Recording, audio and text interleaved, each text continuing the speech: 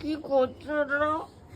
আরে পেঁয়াজের ভিজিয়েছি, সিরাপ বানিয়ে রাখছি। গন্ধ তো হবে মানা, গন্ধ। আর একটা জিনিস দেখবি, এই গন্ধের জন্য কি পেলাম দেখ। 2 বছর পর আমার ড্রাগন গাছে ফুল এসছে, দেখ খালি কত কত এসছে। তুই দেখ, পিঁপড়ে হচ্ছে তো। পিঁপড়ে হচ্ছে কে নিম নিম এই জলে বড় বড় স্প্রে হয়ে করব। গেছে নাকি কুঁড়িগুলো? দুদিনে বড় হয়ে যাচ্ছে। আমি গুনলাম 15-16টা খালি ফুল এসছে। Wow! আর আরেকটা জিনিস তোমাদের দেখাই,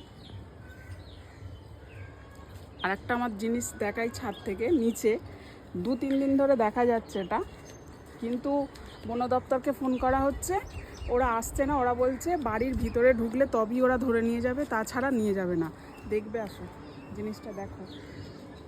তোমরা কি কেউ চিনতে পারছো এটা কি? বাপরে, আমার মনে হয় সাপটা এইখানেই থাকে। দেখো কি জিনিস এটা,